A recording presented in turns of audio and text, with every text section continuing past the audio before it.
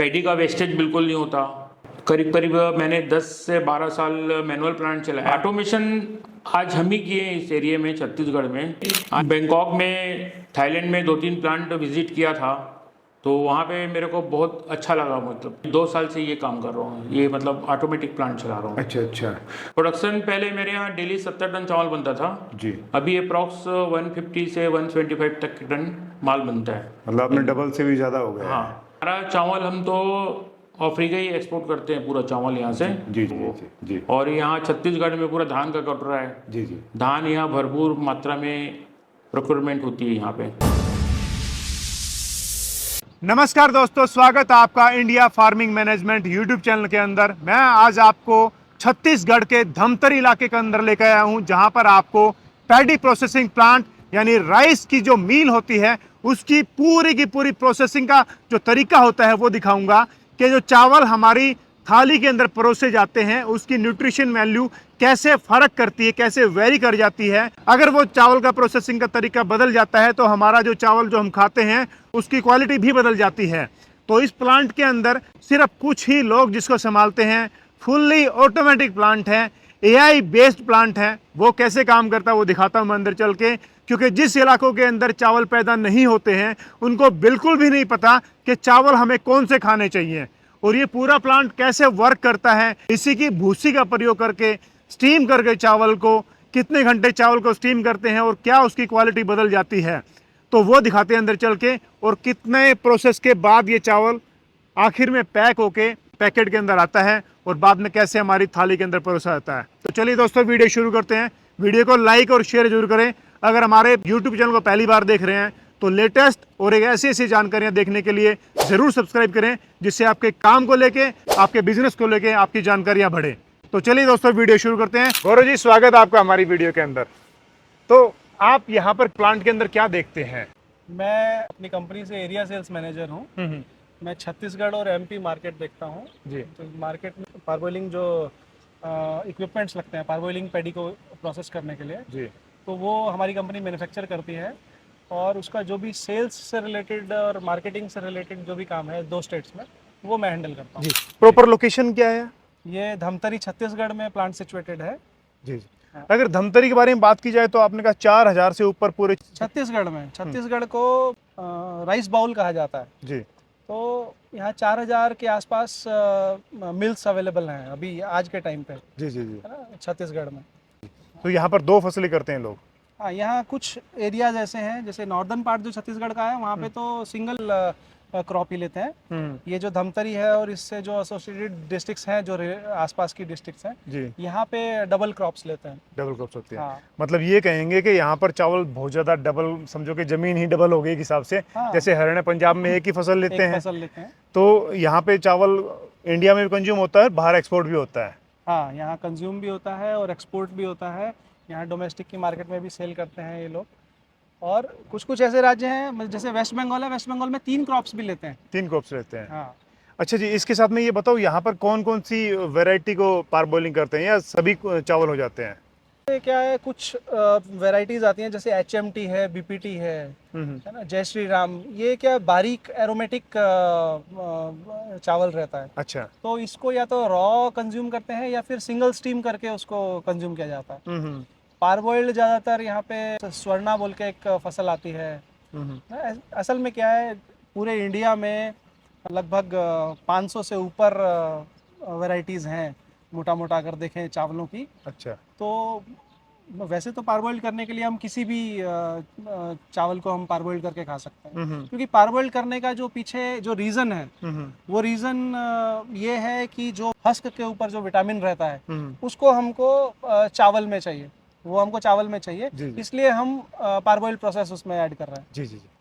तो चलिए अंदर चल के मेरे को पूरा प्रोसेस दिखाएंगे, पूरी आपकी जो मशीनरी है वो कैसे काम करती है। जी चलिए। यहाँ से हमारा जो हार्वेस्ट पैडी, जो खेतों से जो धान कटा, वो यहाँ लाया जाता है गनी बैग्स में जी, बोरों में जी। और यहाँ पे ये पॉइंट्स हैं जहाँ पे उसकी कटिंग होती है। जो प्लांट में हमको पैडी लेना है उस पैडी को प्रोसेस के लिए यहाँ से स्टोरेज बिन्स में डाला जाता है। अच्छा। तो यहाँ पे पहले गनी बैग्स काटते हैं, गनी बैग से धान को निकाल के फिर आगे क्लीनिंग मशीन्स है, क्योंकि धान जब आता है उसके साथ बहुत सारी इम्प्योरिटीज़ भी रहती हैं, रस्सियाँ रहेंगी, उसमें कुछ कंकड़ पत्थर रहेंगे, उसके हस्क के स्ट्रॉज रहेंगे, तो वो सब चीज़ें यहाँ पे अलग करी जाती हैं इस प्री क्लीनर से। तो इस प्री क्लीनर से हम उसको अलग करके पैडी को क्लीन करके हम बिन्स में ले लेते हैं, स्टोरेज बिन्स में। अपनी प्लांट की कैपेसिटी के हिसाब से हमने यहाँ स्टोरेज बिन्स बनाए हुए हैं, तो उस स्टोरेज बिन में लिया। फिर उसके बाद हमको जो हमारा पारबॉइलिंग प्रोसेस है वहाँ धान लेने के लिए दोबारा से क्लीन करके और उसको फिर आगे प्रोसेस में लेते हैं। ये बेसिकली यहाँ हो रहा है कि हार्वेस्ट पैडी आ रहा है, उसको कटिंग करके क्लीन करके हमको स्टोरेज कर रहे हैं यहाँ पे। तो ये डायरेक्ट मंडी से भी आता है और किसान मंडी से भी आता है, किसान से भी आता है। हार्वेस्ट पैडी जो हमने बाहर देखा अभी, वो कटिंग हुआ, क्लीन हुआ, क्लीन होने के बाद ये पारबॉइलिंग सेक्शन है, इस पारबॉइलिंग सेक्शन में आया। पारबॉइलिंग का मतलब होता है हमने पैडी को ही, जैसे हम राइस को बॉईल करते हैं ऐसे ही हमने पैडी को पार्शियली बॉईल कर दिया। अच्छा। उसकी हस्क के अंदर ही। तो जब हम उसको बॉईल करते हैं तो धान में क्या होता है, उसके अंदर कुछ क्लीवेजेस रहते हैं, उसके अंदर बेसिकली एक स्टार्च प्रेजेंट रहता है। अच्छा। जिसको हमने जेलेनेटाइजेशन करके, एक प्रोसेस होता है जेलेनेटाइजेशन, जिससे स्टार्च को थ्रू आउट द पैडी हमने स्प्रेड कर दिया। अच्छा। और एक वो जेल फॉर्म में हमारा चावल आ जाता है उससे। तो वो जो प्रोसेस है वो यहाँ पे होता है। उससे एक बेनिफिट होता है पारबॉइलिंग करने से, जो हस्क में एक विटामिन मौजूद होता है, एक तो विटामिन B1 और एक थायामिन।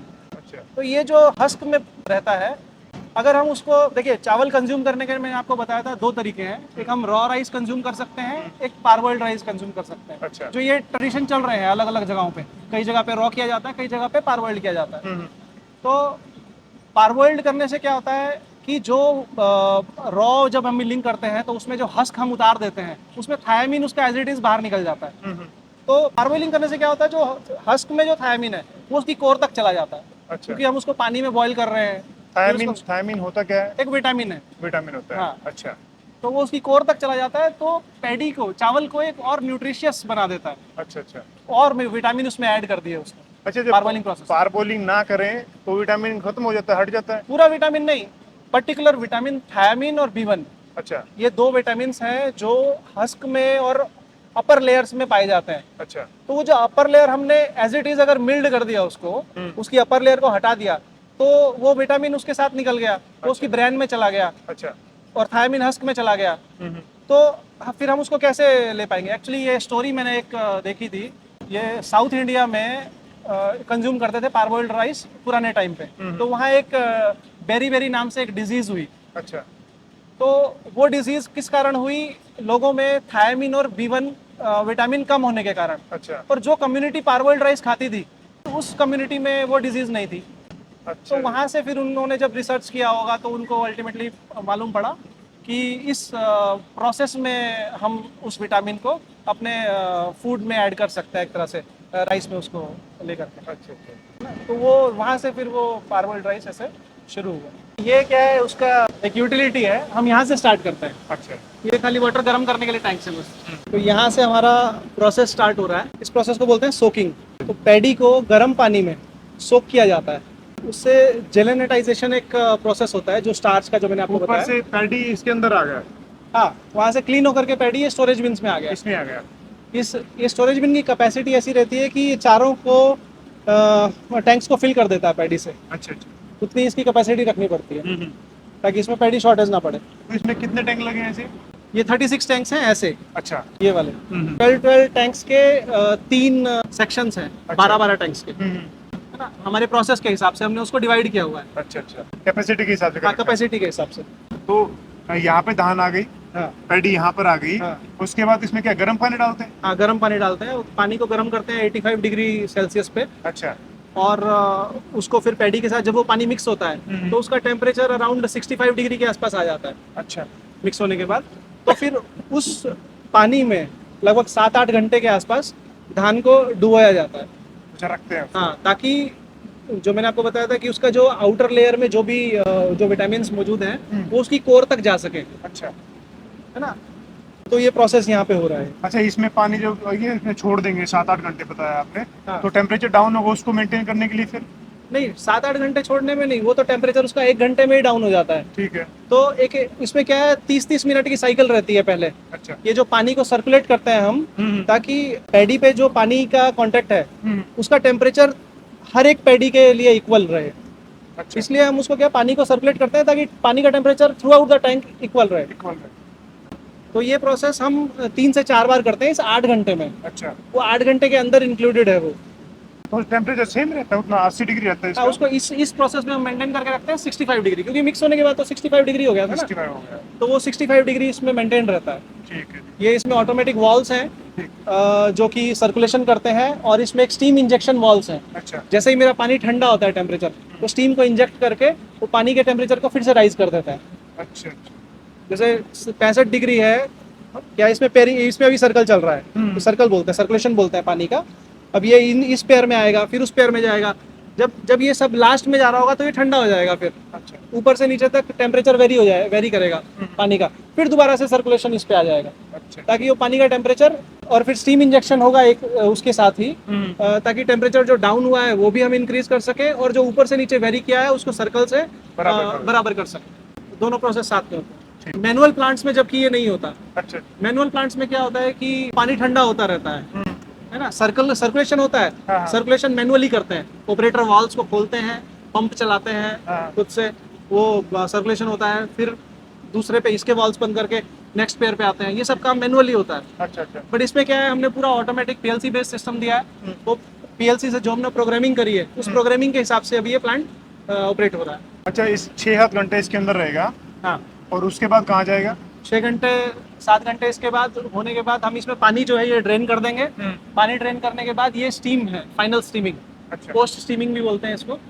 तो ये पोस्ट स्टीमिंग होगी, जो धान यहाँ से आएगा उसमें स्टीम लग के, अच्छा। और फिर वो ड्रायर्स में जाएगा। जब यहाँ से धान निकलता है, स्टीम होता है, उसका जो मॉइस्चर है वो करीब 30-35% के आसपास मॉइस्चर पहुँच जाता है। अच्छा। मतलब पैडी में जो वाटर कंटेंट है वो 35% चला जाता है।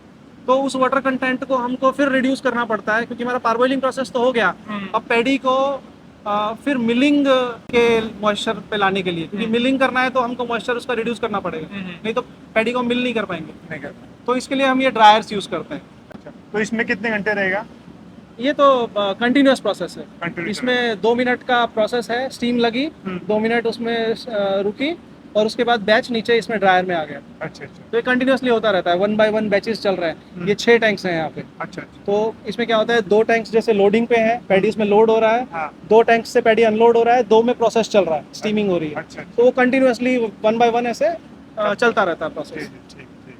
ये भी कंप्लीट पीएलसी बेस्ड है, पीएलसी से सब सेट किया हुआ है अच्छा। प्रोग्राम। अभी इस इंडस्ट्री में क्या हो रहा था कि जो ये ड्राइंग जो प्रोसेस है, ये प्रोसेस बैच वाइज हो रहा था। बैच वाइज मतलब कि हमने धान को यहाँ पे प्रोसेस कर लिया, पारबॉइल कर लिया, पारबॉइल करने के बाद स्टीम किया, स्टीम करने के बाद हमको जब उसको सुखाना है, दोबारा से मिलिंग मॉइस्चर्स पे लेकर के जाना है, तो हम एक ही ड्रायर में पैडी को रोटेट करते थे, उसमें हीट देते थे, और जब मेरा डिजायर्ड मॉइस्चर आ जाता था तो फिर हम उसको मिलिंग में लेके जाते थे। तो जैसे मान लीजिए ये एक ही ड्रायर है, सिंगल ड्रायर, इसी में पैडी को हम रोटेट कर रहे हैं, ऊपर से आ रहा है, नीचे से फिर दोबारा से फिर ऊपर जा रहा है, तो जो बीच वाला जो स्टेशन है उसमें हम हीट दे रहे हैं। अच्छा। वहाँ पे पैडी सूख रहा है, फिर नीचे जा रहा है, फिर दोबारा से ऊपर आ रहा है, फिर उस पर हीट लग रही है। तो ये 8 घंटे का प्रोसेस होता था। तो यहाँ पे हमने क्या किया है, यहाँ पे एक कंटिन्यूस प्रोसेस यहाँ पे दिया है। ये एकदम state of the art facility है ड्राइंग के हिसाब से अगर देखें। यहाँ पे क्या पैडी एक तरफ से आ रहा है, अच्छा। जितना उसको हीटिंग करना है हर एक ड्रायर में ऑटोमेटिकली, जितना मॉइस्चर रिड्यूस करना है वो ऑटोमेटिकली उतना मॉइस्चर रिड्यूस हो रहा है, सिर्फ प्रोग्रामिंग के हिसाब से। जो हमने इसमें इनपुट्स डाले हैं, अपने पैरामीटर्स डाले हैं, उसके हिसाब से यहाँ पे हो रहा है। और फिर फाइनल ड्रायर में जा करके वो जो मिलिंग मॉइस्चर मैंने सेट किया है, उस मॉइस्चर में हम फिर मिलिंग में ले रहे हैं पैडी। अच्छा, ये कितने ड्रायर रखे हैं आपने यहाँ पर, कितने लगा रखे हैं? ये हमने 7 नंबर ऑफ ड्रायर्स लगाए हैं, 12 टन के। अच्छा। हाँ। तो ये कैसे काम करते हैं, इसके अंदर क्या सेपरेट होता है? कुछ लेयर्स वगैरह लगा रखे हैं, या फिर मान लो कुछ चेन सिस्टम है, कैसे? इसमें देखिए, जो स्टीम हुआ पैडी ऊपर आया ड्रायर में, ड्रायर पहले पूरा फिल हुआ, हाँ। इसमें ये हीट एक्सचेंजर होता है। हीट एक्सचेंजर क्या होता है? ये जो पाइप्स दिख रहे हैं हाँ, ये जो ऊपर दिख रहे हैं पाइप्स, हाँ। इस पाइप में स्टीम पास होती है। स्टीम इन कॉइल्स को गर्म करती है। आपने रेडिएटर देखा होगा ना, बाइक्स का रेडिएटर, उसमें फिन्स निकले होते हैं। हाँ, हाँ। तो वो फिन्स किस लिए होते हैं? उसके सरफेस पे वो टेम्परेचर चला जाता है, अंदर जो इंजन का टेम्परेचर है, और जब बाहर की हवा लगती है उस टेम्परेचर को लेकर के उड़ जाती है एक तरह से वो फिन्स से, ठंडा हो जाता है। सिमिलर यहाँ पे उल्टा प्रोसेस हो रहा है, हमने उसको गर्म किया हुआ है ट्यूब्स को, और जो बाहर की हवा जा रही है वो गर्म होकर के अंदर जा रही है। हमको वो गर्म हवा का यूटिलाइजेशन है। अच्छा अच्छा। तो वो गर्म हवा अंदर गई, पैडी को हीट दिया, पैडी से मॉइस्चर रिड्यूस किया, और फिर पैडी आगे ड्रायर में गया। और इसमें जो नीचे रोटर जो आपको दिख रहे हैं, ये रोटरी मैकेनिज्म, ये डिस्चार्ज मैकेनिज्म है इसका। हमको पैडी जो नीचे गिराना है एक ड्रायर से, तो उसको जो उसका आउटपुट लेना है वो उसी पे डिपेंड करता है कि कितना हम उसका आरपीएम्स रखें इन रोटर्स के, ताकि मेरा सिर्फ उतना जितना मतलब अमाउंट ऑफ पैडी मेरे को चाहिए सिर्फ वो ही नीचे आए। अच्छा अच्छा अच्छा। है ना, एकदम से पूरा पैडी नहीं आ जाए। वो डिस्चार्ज मैकेनिज्म रखा है कि ये जो चेन लगी हाँ, ये जो चेन्स लगी है, ये रोटर्स हैं। अच्छा अच्छा तो इसके ऊपर पैडी गिरता है, ये स्लोली मूव करता है और ये स्लोली पैडी को नीचे गिराता है, अच्छा अच्छा। फिर ये नेक्स्ट ड्रायर में जाता है। तो ऐसे 1 बाय 1। और इसमें मॉइस्चर सेंसर लगा है ये हर एक लगा- ड्रायर पे। हाँ, ये अच्छा। देखिए, आइए, ये मॉइस्चर सेंसर है, ये इंफ्रारेड टेक्नोलॉजी पे वर्क करता है। अच्छा। इसमें क्या है, देखिए, ये पैडी यहाँ से ऐसे मूव होती है, ये पैडी फिल है इसमें, राइट। ये जब पैडी ऐसे इस शूट पे मूव कर रही है तो इसके नीचे एक ग्लास की लेयर है, उसके नीचे मॉइस्चर सेंसर लगा है। अच्छा। तो जो रियल टाइम जो पैडी उसके ऊपर से मूव कर रही है उसको स्कैन करके उसका मॉइस्चर सेंस करता है। अच्छा अच्छा, मॉइस्चर बताता है कितना है उसमें। हाँ, उस मॉइस्चर का इनपुट लेता है, फिर उस इनपुट के हिसाब से जितना हमको इसमें स्टीम देना है, क्योंकि हमको मॉइस्चर रिड्यूस करना है, डिजायर्ड एक हमारा टेम्परेचर रहेगा जो हमको मेंटेन करके रखना है। वो टेम्परेचर कैसे मेंटेन हो रहा है? स्टीम की हीट से। तो स्टीम को कितना ऑपरेट करना है वो ये डिसाइड करेगा। इसने जितना मॉइस्चर शो किया उस मॉइस्चर के हिसाब से मेरा स्टीम वाल्व ऑपरेट होगा। अच्छा। उतनी स्टीम अंदर जाएगी। तो ये मतलब ये one of the part of automation है ना। और ये जो वायर्स लगा रखी है ये हमारा पैनल का जो भी इलेक्ट्रिकल ऑटोमेशन, जो भी कनेक्शंस जो करने हैं वो इन वायर्स के थ्रू है, और अंदर हमारा पैनल रूम है। हाँ, ये पैनल रूम है। ये जो आपको मैंने वहाँ पारबॉइलिंग सिस्टम दिखाया था, ये उसका ऑटोमेशन सिस्टम है ना। ये इसका HMI है, यहाँ से ऑपरेटर्स ऑपरेट करते हैं। अच्छा। हमको कितना सेट टेम्परेचर्स कितना रखना है, उसकी साइकिल कितने मिनट की रहनी चाहिए, उसका टाइम, टेम्परेचर, सब कुछ यहाँ से ये लोग मैनुअली एक प्रोग्राम कर देते हैं। उस प्रोग्राम के हिसाब से फिर वो ऑटोमेटिकली रन होता है, चलता रहता है। ये जैसे हमने टैंक्स की सेटिंग करी है, ये एक साइकिल हमने सेट कर रखी है। इसमें जो टेम्परेचर मेंटेन करके रखे गए हैं, जैसे 65 डिग्री के आसपास एवरेज आ रहा है। अच्छा। हमने जो पारबॉइलिंग प्रोसेस किया उसमें जो मैं आपको बता रहा था कि पानी को सर्कुलेट करते हैं, एक टेम्परेचर मेंटेन करके रखते हैं, ये वो टेम्परेचर को जो सेट टेम्परेचर है वो यहाँ से सेटिंग होती है। अब इन्होंने एक सेट टेम्परेचर डाल दिया कि 65 डिग्री पे उसको सेट करके रखना है। जैसे ही मेरा टेम्परेचर 65 से कम जाएगा, ऑटोमेटिकली जो स्टीम PID कंट्रोल वाल्व है, अच्छा। वो ऑटोमेटिकली ऑपरेट होगा, खुलेगा, उसमें स्टीम इंजेक्ट करेगा लाइन में ही, स्टीम इंजेक्ट करके उसका टेम्परेचर राइज करेगा पानी का, और फिर वो साइकिल नेक्स्ट पे जाएगी। है ना, जो सर्कुलेशन होना है वो 15 मिनट 20 मिनट का, उसके हिसाब से उसमें सेटिंग करी हुई। ये HMI मतलब ये फ़ोन की तरह एक कॉमन एंड मशीनरी इंटरफेस है ये। अच्छा अच्छा। ये ड्रायर्स का ऑटोमेशन है। अच्छा, ये ड्रायर्स का हो गया। हाँ, इसके HMI ये लगाया है। हाँ, उसका HMI यहाँ पे है। ये जैसे ड्रायर 1 है, ड्रायर 1 की सेटिंग अभी आपको देख रहे हो, मॉइस्चर जो है, मॉइस्चर वैल्यू 29% यहाँ पे है ना। अब उसको मेरे को कितना रिड्यूस करना है, उसके हिसाब से मेरा स्टीम वॉल्व कितना ऑपरेट होना चाहिए, उसका मॉइस्चर सेंसर उसका इनपुट देगा, वो सब काम यहाँ से होगा। मतलब इंस्ट्रूमेंट्स लगे हैं, इंस्ट्रूमेंट्स अपना इनपुट यहाँ देते हैं, और उस इनपुट के हिसाब से मेरे को क्या प्रोसेस होना चाहिए, कितना स्टीम खुलना चाहिए, कितना टेम्परेचर होना चाहिए, वो सब यहाँ से डिसाइड होकर के प्रोग्राम के हिसाब से वर्किंग होती है। तो वहाँ से जो ड्रायर में हमने फर्स्ट ड्रायर में जो हमारा 28-30% के आसपास जो मॉइस्चर आया था, वो लास्ट ड्रायर तक आते आते 12% जो हमको मिलिंग 12-12.5% के आसपास मॉइस्चर हमको मिल जाता है। अच्छा, जो मिलिंग के लिए जो मॉइस्चर होता है हाँ। पैडी के अंदर वो 12% ही होता है। 12, 12.5, 13, मतलब एक रेंज है, ऐसा नहीं कि एक पर्टिकुलर मॉइस्चर ही होना चाहिए, बट इस रेंज में होना चाहिए। 11, 12, 13% इस पे मिलिंग अच्छा होता है, पॉलिश अच्छी आती है चावल। ठीक है ठीक है। तो इसके बाद अपना पैडी कहाँ चला जाएगा? स्टोरेज टैंक में चला जाएगा? इसके बाद ये स्टोरेज टैंक्स हैं। ये क्योंकि ड्रायर से जब आता है पैडी तो वो गर्म है, अच्छा ना उस पर हीट लग रही है, हाँ तो उसको थोड़ा सा ठंडा करने के लिए इन टैंक्स में थोड़ी देर स्टोरेज करा जाता है। अच्छा। 6 घंटा 8 घंटा इसमें रेस्ट दे दिया जाता है। अच्छा, कोई कूलिंग भी करते हैं या फिर सेल्फ कूलिंग नहीं, होती है? सेल्फ कूलिंग होती है, वो अच्छा। टाइम दे दिया उसमें तो वो टाइम के हिसाब से अपना टाइमली ठंडा हो जाता अच्छा अच्छा, तो इसके बाद हम चलेंगे मिलिंग है। प्लांट। इसके बाद फिर आता है मिलिंग प्लांट। जो हमने पार्बोइल्ड पैडी अपना रेडी कर लिया, उसको फिर अब दोबारा से उसका हस्क उतार करके उसमें पॉलिश करके उसको खाने लायक बनाना है चावल को। अच्छा अच्छा, तो वो प्रोसेस जो हो रहा है वो मिलिंग में हो रहा जी जी। है। कि इस इंडस्ट्री जो ये सस्टेन कर रही है, इसके फ्री एनर्जी की वजह से कर रही है, जो हस्क के रूप में मिल रही है। वो हस्क को बर्न करके हम लोग बॉयलर से स्टीम जनरेट करते हैं। अच्छा तो जो मिलिंग हुआ हमारा पैडी, मिलिंग होने के बाद जो हस्क उससे निकला, वो यहाँ एक हस्क रूम है साइड में, वो हस्क यहाँ से ले लिया, ये एलिवेटर उठा करके बॉयलर के फीड टैंक में डाल रहा है, हस्क फीडिंग टैंक में, अच्छा और फिर वहाँ से कंबशन चैम्बर में वो हस्क जा रहा है। अच्छा, वहाँ जलता है वो? वहाँ वो भूसा जलता है। वो जलने के बाद पानी जो है शेल्स में पानी रहता है, वो पानी बॉयल होता है, उससे जो स्टीम जनरेट होती है, वो हाई प्रेशर स्टीम को फिर हम अपने सिस्टम में यूज़ करते हैं। बॉइल्ड पैडी हमारा रेडी हुआ, पार्बोइल्ड पैडी, वो दोबारा से अब क्लीन हो करके फिर मिल में जा रहा है। अच्छा, दोबारा क्लीन होता है वो? हाँ, ये दोबारा क्लीन करना पड़ता है क्योंकि प्रोसेस में हो सकता है कि फिर ऑपरेटर उसमें कुछ काम कर रहे हैं, कहीं ऑपरेटर से कुछ गिर गया, मिलिंग में अगर वो चीज़ जाएगी मशीनरीज में, तो मशीनरी को उसमें कुछ ना कुछ फॉल्ट क्रिएट करेगी, है ना। तो इसलिए हम उसको पहले क्लीन कर लेते हैं एक बार और। तो पार्बोइल्ड होकर के जो पैडी क्लीन होकर के अभी आया है बाहर से, ये डीहस्कर मशीन है। जो ऊपर की जो हस्क रहती है लेयर, ये उसको रिमूव करता है हस्क। इसमें 2 रबर्स रहती हैं, वो डिफरेंट आरपीएम्स पे रोटेट कर रही है, उनके बीच में पैडी आता है, फ्रिक्शन के कारण वो हस्क उतर जाता है। अच्छा अच्छा, हस्क उतर के फिर आगे चलता है नेक्स्ट मशीन। अच्छा, ये सारे हस्क को उतारने के लिए है? हाँ, ये 3 मशीनरी ये सेम मशीनरी है। अच्छा, ये कैपेसिटी क्योंकि प्लांट की ज़्यादा है, इसलिए नंबर ऑफ मशीनरी बढ़ जाती है। एक मशीन की कैपेसिटी लगभग 6 टन के आसपास, 4 से 6 टन के आसपास रहती है, 4 ton per hour to 6 ton per hour. उसके बाद जो हस्क जो निकला है, क्या मशीनरी की एफिशिएंसी कभी भी 100% नहीं रहती, तो उसमें से कुछ पैडी ऐसी भी है जो बिना हस्क उतरे आगे आ जाती है। अच्छा तो उसको चावल और पैडी को अलग करने के लिए पैडी सेपरेटर है। अच्छा,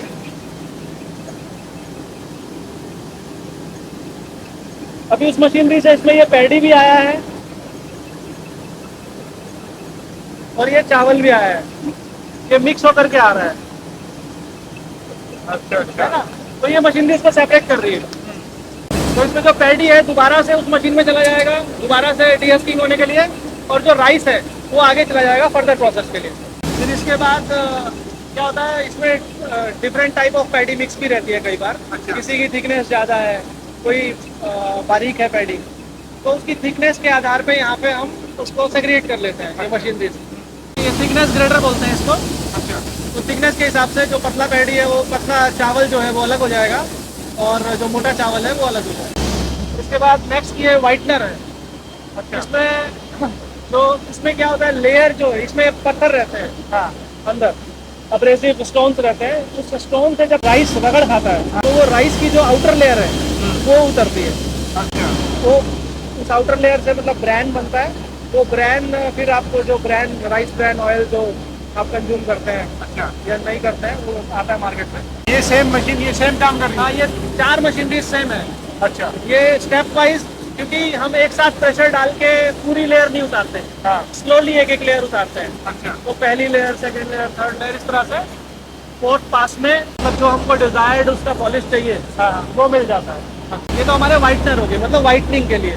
अच्छा, आपने देखा होगा जब हमारा डीहस्किंग हुआ तो राइस ब्राउन कलर का था, तो ब्राउन कलर से यहाँ पे व्हाइट कलर का हो गया, तो उसकी लेयर उतरती गई। अच्छा, फिर फाइनली उसको पॉलिशर में डालते हैं, सिल्की बोलते हैं अच्छा, इस मशीन को।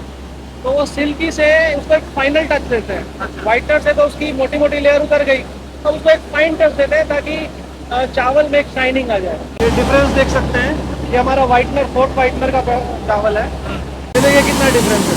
अच्छा, ये वाइटनर से आया है और ये सिल्की होकर के आया है ना, एक फाइन टच और दे दिया, उसकी ग्लेज में आपको डिफरेंस नजर आ रहा है। ये क्या काम करती है? ये जो हमारा चावल टूटता है तो उसका जो कॉर्नर ये जो कोना टूटता है ना, ये इससे और बारीक कोने को ही हटा देता है। तो थोड़ा सा चावल को ठंडा भी कर देता है घुमा घुमा के। और इसका जो भी ब्रांड होता है निकलता है, वो पीछे ब्लोअर्स लगे हैं, साइक्लोन्स लगे हैं, उनके थ्रू वो ब्रांड निकल के अलग हो जाता है। ब्रांड पाउडर की फॉर्म में होता है। तो इसकी आउटर लेयर जो निकलती है वो पाउडर की फॉर्म में निकलती है, वो पीछे ले लेते हैं। और यहाँ पे ये क्या हो रहा है? यहाँ पे जो हमारा चावल टूटा, वो आधा में भी टूटा, वो 1/3 भी टूटा, 1/4 भी टूटा। इसकी अलग अलग लेंथ रहती है, वो अलग अलग लेंथ के हिसाब से ये ग्रेडिंग करता है। ग्रेडिंग होती है यहाँ पे। हाँ, पूरा चावल, साबुत चावल जो है वो आगे चला जाता है, और जो टूट है उसकी वो अलग चली जाती है। आगे फिर ये कलर सॉर्टिंग मशीन है। तो कलर सॉर्टेक्स में जो चावल वाइट कलर से हटके जो भी कलर का, काला या लाल, उसमें कोई भी ग्रेन है, तो उसको कलर सॉर्टेक्स रिमूव कर देता है। अच्छा। और यूनिक कलर का, एक वाइट कलर का जो हमको चाहिए होता है वो आ जाता है। देखिए यहाँ पे ये एक यूनिफॉर्म कलर, आपने ऊपर देखा होगा कलर सॉर्टेक्स से पहले उसमें मल्टीपल कलर्स के थे। हाँ, हाँ। अब ये यूनिफॉर्म कलर का चावल, अच्छा अच्छा। ये कलर सॉर्टेक्स ये करता है। तो फाइनली फिर हमारा जो राइस बना वो अब पैक होकर के ये एक्सपोर्ट हो रहा है। अच्छा, ये फाइनल स्टेज हो गई ये फाइनल, ये लॉरी लोड हो रही है, हाँ। ये एक्सपोर्टर के पास जाएगी, यहाँ से एक्सपोर्ट होगी। तो जैसे इसके अंदर कच्चा चावल हमने छीला, इसमें क्रैक्स होते हैं, दरारें दिख रही हैं जो। हाँ, इसकी कोर में ना स्टार्च प्रेजेंट होता है। जब हम पारबॉइल करते हैं तो एक जेलेनेटाइजेशन एक प्रोसेस होता है। स्टार्च को जब हम गर्म पानी में भिगोते हैं तो वो एक जेल की फॉर्म ले लेता है। वो जब चावल में थ्रू आउट स्प्रेड होता है तो वो क्लीवेजेस को फिल कर देता है वो स्टार्च। अच्छा अच्छा। तो चावल का टेक्सचर चेंज हो जाता है, वो थोड़ा सा हार्ड हो जाता है, और उसका कलर चेंज हो जाता है, जेल की फॉर्म में आ जाता है। हाँ, मतलब वो पानी पानी सा दिखता है बाहर की तरफ। हाँ। अंदर कुछ व्हाइट भी दिखता है फिर उसमें। जो वाइट जो अंदर दिखता है वो स्टार्च होता है एक्चुअली। अच्छा अच्छा। जब हम बॉइल्ड करते हैं तब आपको वो नहीं दिखेगा। तो चावल के अंदर प्रेजेंट जो स्टार्च है, जब हम उसको गर्म पानी में भिगोते हैं पैडी को, तो वो जो स्टार्च है through out the rice grain वो फैलता है, और वो उसके अंदर जो भी ब्रोकन्स होते हैं हाँ, वो उसको एक तरह से जोड़ देता है। जुड़ जाता है वो। हाँ, रॉ राइस में हमको ज़्यादा ब्रोकन मिलती है, पारबॉइलिंग राइस में जब हम मिलिंग करते हैं कम ब्रोकन हो जाती है उसके कारण। अच्छा, टूटते कम है। हाँ, टूटते कम है। जहाँ रॉ राइस में हमको 25 से 30% के आसपास ब्रोकन मिल जाता है। अच्छा। जैसे मैंने अगर 1 किलो पैडी लिया तो उसमें से 250-300 ग्राम टूट में निकल गया, अच्छा। समझो। तो जब हम पारबॉइल्ड करेंगे उसको तो खाली 90-100 ग्राम के आसपास ही वो टूट निकलेगी उसकी, है ना। तो वो उतना 15-20% के आसपास वो ब्रोकन बच जाता है। बच जाता है। दूसरा इसका बेनिफिट जो मैंने आपको पहले भी बताया था कि इसकी जो हस्क है, हस्क में और इसकी जो इनर लेयर है, फर्स्ट लेयर, इसमें वो विटामिन प्रेजेंट होते हैं, थायमीन और विटामिन B1। तो जब हम इसको बॉईल करते हैं तो वो उसकी कोर तक चला जाता है, क्योंकि जब हम उसको बॉईल कर रहे हैं अंदर तक चला जाएगा। अंदर तक चला जाता है अच्छा। ना वो विटामिन। तो जब हम फिर उसको मिलिंग करेंगे तो वो विटामिन पूरा नहीं निकलेगा। पहले क्या है, अगर हम उसकी फर्स्ट लेयर में वो प्रेजेंट है और जब हम डायरेक्ट उसको मिलिंग कर देंगे तो फर्स्ट लेयर पूरी उतर गई, तो विटामिन पूरा ब्रेन के साथ चला गया। अब बॉईल करने के बाद वो विटामिन जब कोर तक पहुंच गया तो हमने पॉलिश भी किया, उसके बावजूद उसमें वो विटामिन रह जाता रहेगा। तो मतलब ये डिफरेंस रहता है पारबॉइलिंग प्रोसेस पारबॉइलिंग में और रॉ राइस में। राइस जो हम कंज्यूम करते हैं उसमें न्यूट्रिशनल बेनिफिट्स हमको पारबॉइलिंग में मिलते हैं। दूसरा हमें जो बता रहे थे कि ये जो रो राइस होता है, जो मिलिंग के बाद होता है या फिर पारबॉइलिंग होता है, इसकी क्वांटिटी में फर्क पड़ जाता है पकने के बाद, साइज में और क्वांटिटी में। साइज में और क्वांटिटी में तो फर्क नहीं पड़ता, क्योंकि हमने क्या किया, जो रॉ राइस आया उसमें कुछ एक मॉइस्चर रहेगा। अगर हम उसको टेस्ट करेंगे, जैसे अभी ये ग्रेन है, इसको हम टेस्ट करेंगे, इसमें कुछ मॉइस्चर परसेंटेज रहेगा। ठीक है। तो हो सकता है 14.5-15% के आसपास हो, या फिर 20% के आसपास हो। वो डिपेंड करता है कि हम किस स्टेज पे हार्वेस्ट कर रहे हैं। अच्छा। जैसे हम नवंबर के टाइम पे, दिसंबर के टाइम पे जब धान को हार्वेस्ट करते हैं तो उसमें मॉइस्चर थोड़ा सा ज़्यादा रहते हैं। थोड़ा टाइम और जब वो फसल पक जाती है उसके बाद हार्वेस्ट करते हैं तो उसमें मॉइस्चर थोड़ा कम हो जाता है, सूख जाती है फसल धीरे धीरे। तो फिर हमने उसको दोबारा पानी में भिगो करके ही प्रोसेस किया, तो मॉइस्चर का ही फर्क आता है, सच उसमें और कोई डिफरेंस नहीं आता। नहीं, मेरे को बता रहे थे क्वांटिटी का फर्क पड़ जाता है। आप रो राइस को अगर पकाओगे तो मान लो 100 ग्राम में उसका जो पकने के बाद जो उसकी जो वेट बनेगा वो मान लो सपोज करो 150 ग्राम 200 वेट ग्राम नहीं, बनेगा। उसका लेंथ का फर्क आता है, कुकिंग अच्छी होती है। हाँ। Right right right. जब हम पारबॉइलिंग करते हैं तो ये जो जेलेनिटाइजेशन जो प्रोसेस बताया, इसके कारण उसकी कुकिंग अच्छी होती है। जो हम रॉ राइस को पकाते हैं, हाँ हाँ उसका पकाने के बाद आपने देखा वो चिपचिपा वो बन जाता है भात जैसा। जब हम बॉइल्ड राइस को पकाते हैं हाँ। तो वो खिला खिला सा चावल बनता है। अच्छा अच्छा इसी तरह से एक चावल और बनता है स्टीम राइस, अच्छा। उसको एज्ड राइस भी बोलते हैं। हाँ हाँ वो नेचुरल एजिंग से भी होता है, वो एक्सेलरेटेड एजिंग से भी होता है। अच्छा। मतलब उसमें करते क्या है, नेचुरल एजिंग तो क्या होता है, अपने अगर जैसे गाँव में रहता है तो जैसे धान की फसल कटी तो उसमें कुछ धान को स्टोर कर लिया जाता है साल भर के लिए, साल भर, 1.5 साल, 2 साल। उसके बाद जब हम उसको पकाते हैं चावल को, वो नेचुरल एजिंग हो गई, मतलब पुराना हो गया नेचुरली। तो उसमें जो पकाई आती है, कुकिंग जो होती है, वो बहुत अच्छी होती है उस चावल की। हमने तुरंत जो हार्वेस्टिंग की हुई फसल है उसको जब हम पकाते हैं, वो चावल बहुत अच्छा पकता नहीं है। अच्छा। वो इसीलिए उसको प्रेफर नहीं करते आजकल रेस्टोरेंट्स में और ये सब, कि वहाँ पे क्या डिमांड रहती है, स्टीम राइस की। स्टीम राइस क्या करते हैं कि सिंगल स्टीम, यही सेम प्रोसेस में जो हम बॉइल्ड कर रहे हैं उसकी जगह सिंगल स्टीम डालते हैं खाली। अच्छा। सिंगल स्टीम पैडी को दे करके और फिर उसको ड्राइंग करते हैं। जब हम पैडी को सिंगल स्टीम देंगे उसका मॉइस्चर 20-22% के आसपास चला जाता है। फिर उसको हम ड्रायर में, जैसे हमने यहाँ देखा, ड्रायर में उसको ड्राइंग किया, फिर वही 12% के आसपास ले गए, फिर मिलिंग किया। अच्छा अच्छा। प्रोसेस का डिफरेंस है। एक तो हो गया रॉ पैडी, जो हमने डायरेक्ट हार्वेस्ट करी हुई फसल को मिलिंग किया और खा लिया। दूसरा पारबॉइल्ड पैडी, जो हमने ये प्रोसेस अभी देखा। तीसरा स्टीम पैडी। स्टीम पैडी में खाली एक सिंगल स्टीम लगाएंगे टैंक्स में। अच्छा। पैडी लिया, सिंगल स्टीम लगाया, उसको 10 मिनट, 15 मिनट, 20 मिनट उसको होल्ड करके रखा। उसमें जैसे ही मतलब वो प्रोसेस कंप्लीट हो गया 15-20 मिनट में, फिर उसको ड्रायर करने के लिए ड्रायर में दे दिया। ये एक थर्ड स्टीम का प्रोसेस। अच्छा, सबसे अच्छा मतलब खाने वाले के लिए, हाँ। मतलब एज ए कंज्यूमर मैं हूँ तो मेरे को कौन सा चावल खाना चाहिए? देखिए, न्यूट्रिशियल वैल्यू के हिसाब से अगर आप देखेंगे तो आपको पारबॉइल्ड राइस सबसे अच्छा है। अच्छा। क्योंकि उसमें विटामिन कंटेंट्स हैं। अच्छा। अगर आप अरोमा के हिसाब से देखेंगे, हाँ। रॉ राइस में बहुत ज़्यादा अरोमा रहती है, बासमती रॉ आपने सुना होगा। हाँ हाँ। तो अरोमा के हिसाब से तो रॉ ही अरोमा तो खाली खुशबू रह गई है। खुशबू है, ओनली बाकी खाने पेट के शरीर के लिए कुछ नहीं है। शरीर के हिसाब से सबसे अच्छा है पारबॉइल्ड राइस है, क्योंकि उसमें वो थायमिन का कंटेंट जो मैंने बताया, विटामिन बी जो है वो उसमें आ जाता है, विटामिन B1।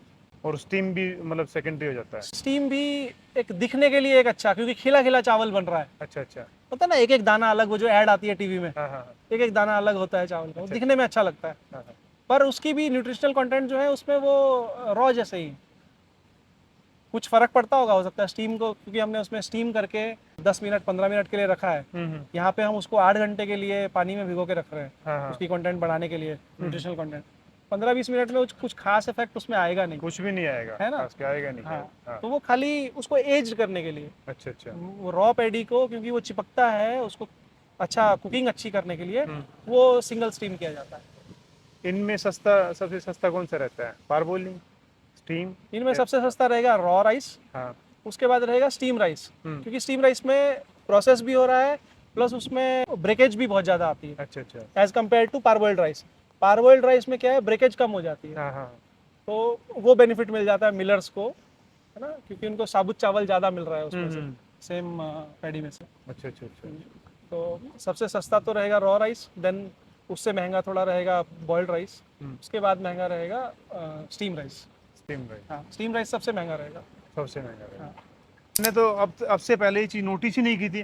अब चावल खरीदने जा रहे हैं तो रो है या फिर ये स्टीम्ड है या फिर पारबॉइल्ड है, हाँ, तो ये सब मेंशन होता है पैकेट के ऊपर।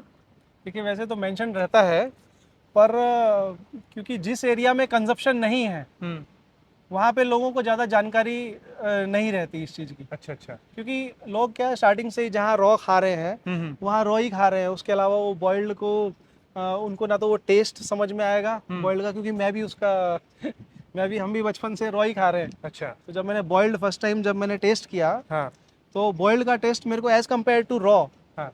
उसमें हालांकि न्यूट्रिशनल वैल्यू है, पर वही है जो खाने में जो स्वाद लगे जरूरी नहीं है वो हेल्दी भी हो, हेल्दी भी। है ना। तो बॉइल्ड राइस हो सकता है खाने में इतना स्वाद नहीं लगता, जो रेगुलर खा रहे हैं, बचपन से खा रहे हैं, जिन एरियाज में जो कम्युनिटीज रेगुलर खा रही हैं, उनको तो उसी में टेस्ट आता होगा। बट जो, क्योंकि रॉ एरिया में होता ही नहीं है, वहाँ पे वो कंजप्शन ही नहीं है उसका, तो लोगों को मालूम नहीं रहता कि क्या बॉइल्ड है, क्या स्टीम है और क्या रॉ राइस है। तो रॉ को रॉ समझ के खा रहे हैं, जहाँ पे बॉइल्ड कंज्यूम होता है वहाँ वो बॉइल्ड को बॉइल्ड समझ के खा रहे हैं। नहीं, अब से पहले मेरे दिमाग में यही बात थी कि भाई रो हाँ। राइस खाना चाहिए, हाँ है ना, मैं यही सोचा था। हाँ लेकिन अभी मैं पारबॉइल्ड खाऊंगा, हाँ है ना। हाँ, क्योंकि उसमें न्यूट्रिशन है। न्यूट्रिशन है। हाँ आप कह रहे थे न्यूट्रिशन मतलब वो। अच्छा, उसको ये भी है थोड़ा सा, वो हैवी भी हो जाता है, ये मेरा पर्सनल एक्सपीरियंस है। हाँ जब हम उसको कंज्यूम करते हैं, क्योंकि हम जितना रॉ राइस खा लेते हैं हाँ। उतने ही क्वांटिटी में अगर मैं पारबॉइल्ड राइस लूँ तो शायद मैं उसको कंज्यूम पूरा नहीं कर पाता, क्योंकि वो एक प्लेट भर के, क्योंकि वो हैवी हो जाता है। अच्छा। डाइजेशन में वो थोड़ा सा ये कि अगर हम थोड़ा सा हैवी वर्क कर रहे हैं तो उसके हिसाब से भी, अब देखा होगा जो लेबर क्लास है ये बहुत खाती है पारबॉइल्ड राइस, अच्छा। क्योंकि हैवी वर्क करती है, सारा दिन मेहनत का काम है, तो उसके कारण उसको वो इजीली डाइजेस्ट हो जाता है। मतलब आपका कहने का मतलब है हरियाणा में घी खाते हैं तो पारबॉइल्ड राइस घी है। हाँ भाई मेहनत करो तो खाओ। हाँ, मेहनत करो, खेतों में जाओ हाँ, तो खाओ। नहीं तो कम खा लो, क्या दिक्कत है। नहीं, कम खा लो। कम क्वांटिटी में बता रहा था, जितना मैं रॉ राइस खा सकता हूँ हाँ। उतना मैं पारबॉइलिंग राइस नहीं खा पाता। अच्छा अच्छा अच्छा। कारण वही है क्योंकि वो हैवी हो जाता था। हैवी रहता है। तो गुरु जी, मैं यहाँ पे मान लो ये 12-14 टन की जो एवरेज पर आवर जो कैपेसिटी है इस हाँ। प्लांट की, जी, फिर ये काम करने वाले मेरे को दिखते नहीं है, इतने कुछ ज्यादा काम करते हैं। एक्चुअली ये प्लांट, दोनों प्लांट, पारबॉइलिंग प्लांट भी और ये मिलिंग प्लांट भी, हम्म, ये ऑटोमेशन बेस्ड है। अच्छा। ऑटोमेशन में क्या होता है, जो काम, जैसे आपने सुना भी होगा जब कंप्यूटर आए थे तो एक वो थी कि आदमी का काम खा जाएगा, हाँ हाँ। तो कहीं ना कहीं उससे जोड़ के भी देख सकते हो इसको, अच्छा। कि जो काम आदमी लगते थे जिस काम को करने के लिए, जो वाल्व्स को ऑपरेट करने के लिए उसको बार बार घुमाना है, बंद करना है, खोलना है, वो काम आज ऑटोमेटिकली हमने एक प्रोग्राम सेट कर दिया, उस प्रोग्राम के हिसाब से ऑटोमेटिकली वहाँ पे सेंसर्स लगे हैं, न्यूमेटिक स्लाइड गेट्स हैं, वो सब ऑटोमेटिकली हो रहा है काम, अच्छा। है ना। सेंसर बेस्ड काम हो गया, हमने पीएलसी पे डाल दिया उसको, प्रोग्रामिंग कर दी, उसकी प्रोग्रामिंग के हिसाब से वो काम हो रहा है। तो वहाँ आदमी की जो रिक्वायरमेंट है वो क्या मिनिमाइज हो जाती है। अच्छा अच्छा। हाँ। तो आपका जो प्लांट है इसमें कितने आदमी काम करते हैं मैक्सिमम?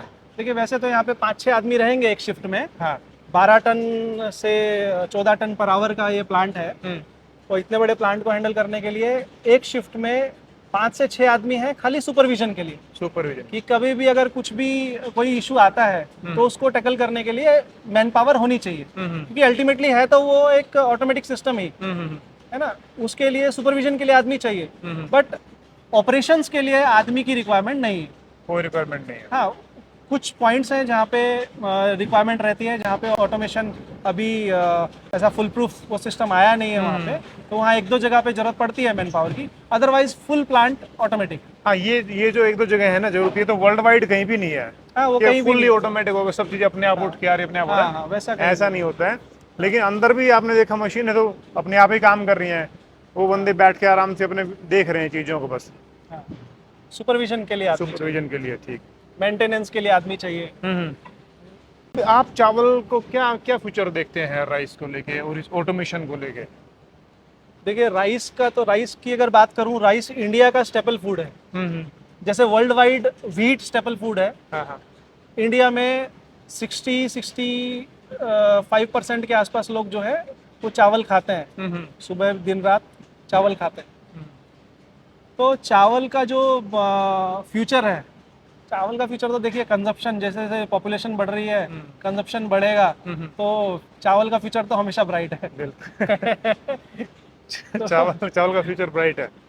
ऑटोमेशन की अगर बात करूं, क्योंकि जैसे जैसे इंडस्ट्रीज इवॉल्व हो रही है, नॉट ओनली राइस मिल और अदर इंडस्ट्रीज भी, लेबर की कमी है, स्किल्ड लेबर नहीं मिल पाते, तो वो सब के कारण ऑटोमेशन अगर हम प्लांट में ऐड ऑन करते हैं, ऑटोमेशन के कारण बहुत सारी चीज़ें हैं जो ऑपरेटर की कमी के कारण होती हैं, उसको हम एलिमिनेट कर सकते हैं।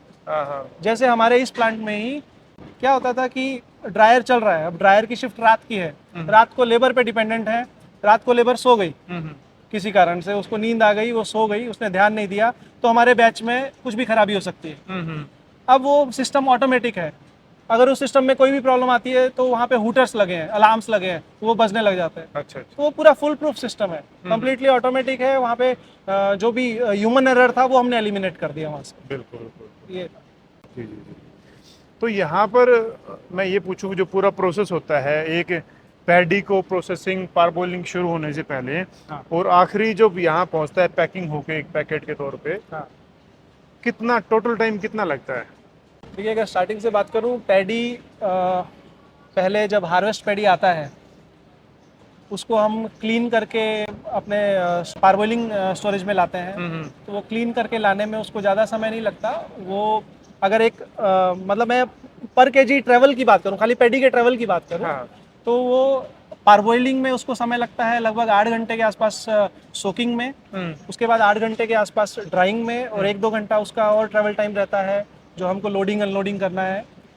तो 17-18 घंटे हमारा पार्बोइलिंग में हो गया। तो मतलब 8 और 16 घंटे तो वहाँ हो गए लगभग। 16 घंटे वहाँ हो गए, और यहाँ तो क्या है कंटिन्यूस चल रहा है। तो 1 घंटे में first machinery to last machinery packing तक उसको 1 घंटे का ट्रेवल टाइम होता है। मतलब 16-17 घंटे में हाँ। एक चावल लास्ट तक निकल जाता है, पैक लास्ट हो तक गया। जी।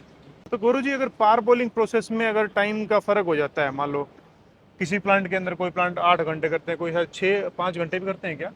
हाँ, वो ऑटोमेशन से वो होता है। जैसे क्या होता है कि हमारा पार्बोइलिंग प्रोसेस है, अगर हम उसको मैनुअली करते हैं, हाँ। मैनुअली करने में क्या हो रहा है कि उसमें हमने एक टेम्परेचर इनपुट कर दिया पानी का, जो मैंने आपको बताया था कि 85 डिग्री पानी का मैंने टेम्परेचर किया, उसको मिक्स किया पैडी के साथ, वो 65 डिग्री मिक्स होकर के हो गया। जब हम उसको 8 घंटा उस पानी में उस पैडी को सोक कर रहे हैं, तो स्लोली उस पानी का टेम्परेचर तो धीरे धीरे कम हो ही रहा है, क्योंकि 8 घंटा जब हम किसी को एटमॉस्फेयर में रखेंगे, है ना, एम्बियंट के जब वो एक्सपोजर में आएगा तो स्लोली उसका टेम्परेचर कम होगा। तो वो 8 घंटे का प्रोसेस उसमें लग रहा है। जब हमने उसमें ऑटोमेशन में उसको डाल दिया, ऑटोमेशन में डाल करके मैंने क्या किया कि स्टीम को इंजेक्ट किया। जैसे ही मेरा टेम्परेचर डाउन हुआ, मैंने एक सेट टेम्परेचर ले लिया 65 डिग्री सेल्सियस। जैसे ही मेरा टेम्परेचर डाउन हुआ, वो साइकिल में ऑटोमेटिकली स्टीम इंजेक्ट होगी और उस टेम्परेचर को फिर से 65 डिग्री कर देगा। तो जो प्रोसेस टाइम है, जो 8 घंटा ले रहा था, वो मेरा कम हो गया। वो 4.5-5 घंटे 6 घंटे में मेरा प्रोसेस फाइनल हो जाता है। अच्छा। अगर मैं बिना वो टेम्परेचर को मेंटेन किए हुए प्रोसेस टाइम को रिड्यूस कर दूं, तो मेरा पैडी जो प्रोसेस होना चाहिए, प्रोसेस होने के बाद जो उसमें टेक्सचर का जो चेंज आता है, जो उसमें न्यूट्रिशनल बेनिफिट्स हमको मिलते हैं, तो वो सब कहीं ना कहीं वो प्रॉपरली वो काम नहीं हो पाता अगर हम टाइम को रिड्यूस कर देंगे। तो टाइम रिड्यूस होता है ऑटोमेशन को ऐड करने से। हाँ, वो आपकी फाइनल क्वालिटी जो मिलेगी, जो राइस के अंदर जो होते हैं न्यूट्रिशन वैल्यू, हाँ, वो वेरी कर जाएगी फिर। हाँ, अगर हम उसको प्रोसेस प्रॉपर नहीं करेंगे हाँ, अगर जो टाइम उसमें जो डिजायर्ड टाइम है, उस डिजायर्ड टाइम तक अगर हमने उसको नहीं रखा, तो कहीं ना कहीं वो वेरी करेगा। अच्छा, अभी जो ऑटोमेटिक प्लांट जब लग गए हैं, और पहले जो मैनुअली या फिर ये कहेंगे सेमी ऑटोमेटिक जो प्लांट होते थे, उनमें इनमें क्या फर्क पड़ गया है? अभी स्पीड बढ़ गई है या फिर मान लो मशीनों से ज़्यादा अच्छा फाइन काम होता है? देखिए मशीनरीज तो वही हैं, ऑटोमेशन जो हमने ऐड किया उससे क्या हुआ कि जो ऑपरेटर्स पहले मशीनरी को ऑपरेट कर रहे थे, उन पे डिपेंडेंसी हमारी खत्म हो गई।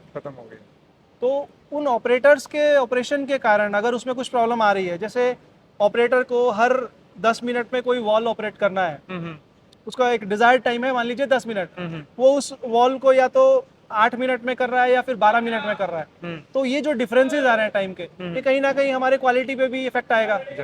तो जब मेरा एक प्रोग्राम सेट है, मेरे को 10 मिनट उसमें देना है और वो ऑटोमेशन पीएलसी पे कंट्रोल्ड है, तो वो 10 मिनट बाद ऑटोमेटिकली वहाँ पे उस वॉल को बंद करना है या क्लोज होना है, वो ऑटोमेटिकली हो जाएगा। तो यहाँ पे जो ऑपरेटर के कारण जो मिसहैंडलिंग हो रही थी या जो भी उसमें प्रॉब्लम्स आ रही थी, वो अभी हमने एलिमिनेट कर दिया। तो वो फैक्टर रहा ही नहीं, ऑपरेटर पे डिपेंडेंसी ही नहीं रही। बिल्कुल। तो वो बेनिफिट हमको मोस्टली मिलता है ऑटोमेटेड प्लांट्स में। जी। और प्लस क्या होता है कि जैसे इसमें हमारा स्टीम का कंजप्शन है, स्टीम का कंजप्शन हमारा रिड्यूस हो जाता है। क्योंकि जब यही काम जब ऑपरेटर्स करते हैं तो कहीं ना कहीं लेथार्जी के कारण, क्योंकि उसमें तो कोई ह्यूमन बिहेवियर रहेगा ही ना जब आदमी ऑपरेट कर रहा है, तो वो कहीं ना कहीं उसमें लेथार्जी है, वो लेजीनेस के कारण उसको कभी वाल्व को देर से खोल रहा है या उसने खुला छोड़ दिया या कुछ भी प्रॉब्लम आ रही है एक्सवाइज में। ऑटोमेशन करने के बाद वो सब प्रॉब्लम से हमको छुटकारा मिल जाएगा। सेविंग्स है, पावर सेविंग्स है, स्टीम सेविंग्स है, ये सब चीज़ें हैं प्लांट में। तो मेरे साथ में जो ये प्लांट है, इसके ओनर बैठे हुए हैं। अब इनसे बातचीत करते हैं, पूछते हैं कि ये प्लांट इन्होंने ऑटोमेशन की तरफ क्यों लेके गए हैं। तो सर, स्वागत है आपका हमारी वीडियो के अंदर।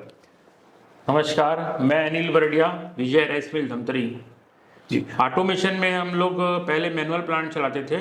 ऑटोमेशन चलाने से ये हो रहा है कि कोई भी काम मशीन खुद कर रहा है, मतलब कंप्यूटर से ही ऑपरेट हो रहा है सब चीज़। जी जी। आप इस लाइन में कब से काम कर रहे हैं, कब से है? मैं 2008 से इस लाइन पे हूँ। जी जी। हाँ, करीब करीब मैंने 10 से 12 साल मैनुअल प्लांट चलाया और अभी 2 साल से ये काम कर रहा हूँ, ये मतलब ऑटोमेटिक प्लांट चला रहा हूँ। अच्छा अच्छा। तो आपके दिमाग में कैसे आइडिया आया इसको ऑटोमेशन की तरफ लेके जाने के लिए?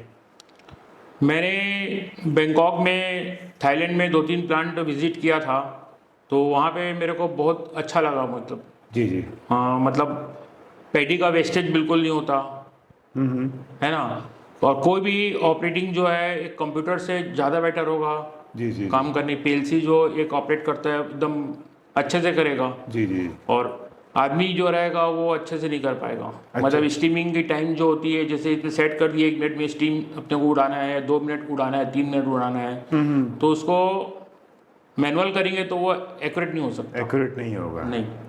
तो पहले में आपका जो सेमी ऑटोमेटिक था और अब में इसमें क्या डिफरेंस आप महसूस कर रहे हैं? यही डिफरेंस है, माल की क्वालिटी अच्छी बनती है इसमें, कलर अच्छा बैठता है माल का, वेस्टेज नहीं होता ज़्यादा माल। जी जी जी। ये बेनिफिट है इसमें। आपका प्रोडक्शन भी बढ़ा है? प्रोडक्शन पहले मेरे यहाँ डेली 70 टन चावल बनता था, जी। अभी अप्रॉक्स 150 से 125 तक टन माल बनता है। मतलब आपने डबल से भी ज़्यादा हो गया है। हाँ। जी जी जी।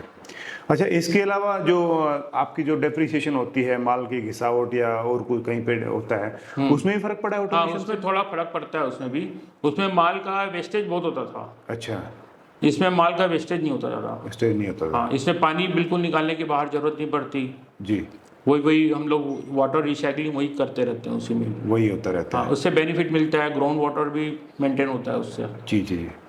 तो आपका चावल कहाँ कहाँ पे एक्सपोर्ट होता है? हमारा चावल हम तो अफ्रीका ही एक्सपोर्ट करते हैं पूरा चावल यहाँ से, जी जी। और ब्रोकर के थ्रू ही करते हैं, डायरेक्ट एक्सपोर्ट हमारा नहीं है। अब तक आपने डायरेक्ट किया नहीं है? नहीं।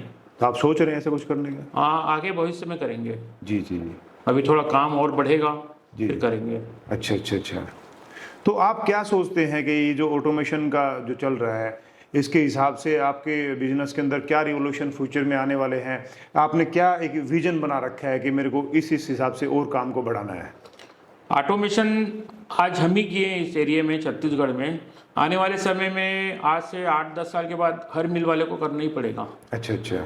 तो समय को देखते हुए ऑटोमेशन बहुत ज़रूरी है। बहुत ज़रूरी है। हाँ। तो इसमें आपकी कॉस्ट भी घटी है, प्रोडक्शन कॉस्ट? कॉस्ट घटी है इसमें, मैन पावर बहुत कम लगता है। जी जी।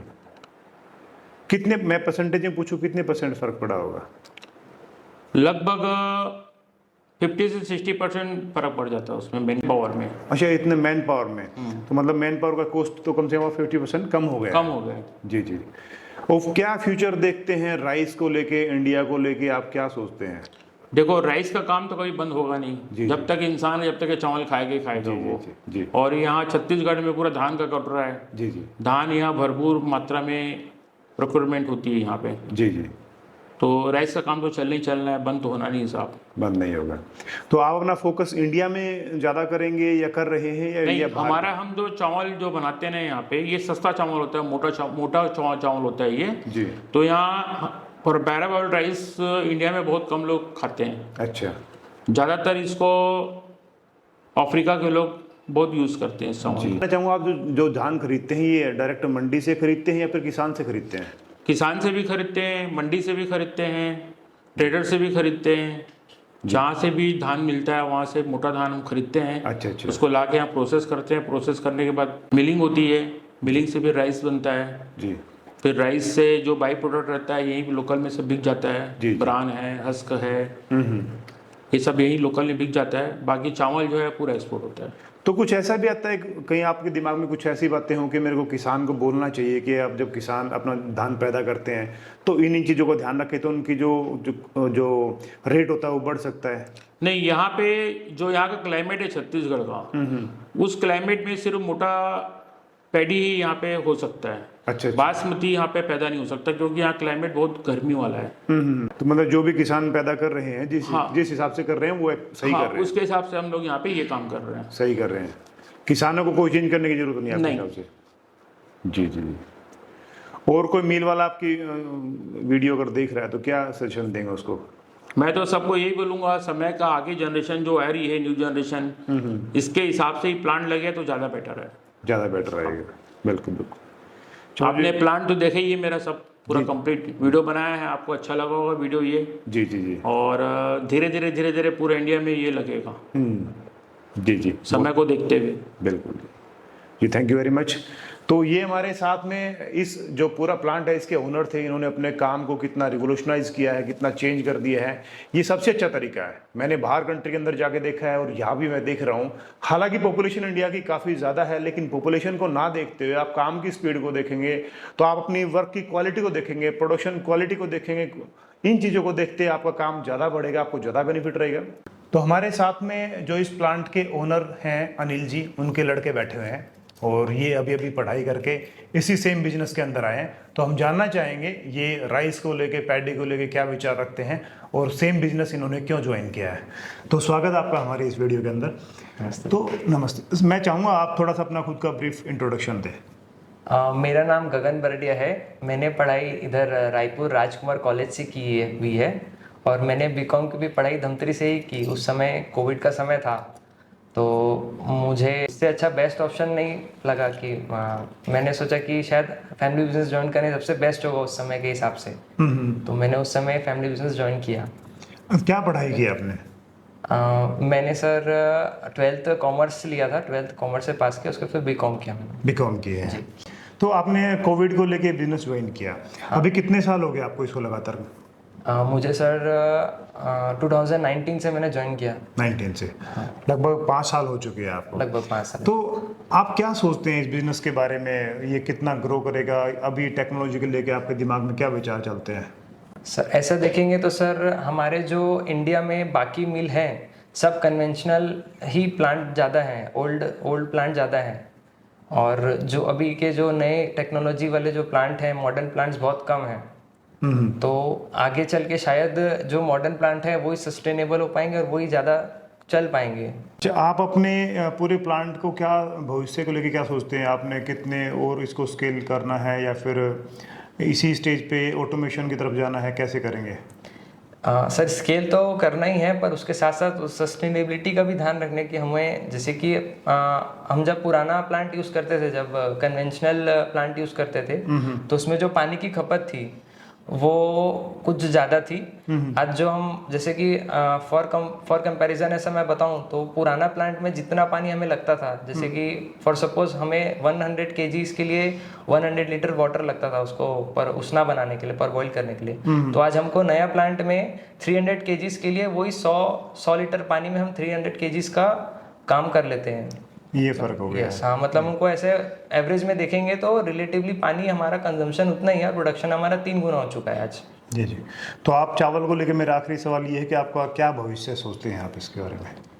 सर जैसे कि ये फूड बेस्ड इंडस्ट्री है, तो आज नहीं तो मतलब इसका जो ग्रोथ है, नेचुरली ग्रोथ तो होना ही होना है, क्योंकि कंजम्पशन भी बढ़ना है और प्रोडक्शन भी बढ़ना है। और जैसे जैसे मॉडर्नाइजेशन बढ़ता जाएगा वैसा वैसा और भी क्वालिटी भी अच्छी होगी और प्रोडक्शन भी बढ़ता जाएगा। तो धन्यवाद जी आपका बहुत बहुत, thank you very much. Thank you. Best of luck for your business, keep growing.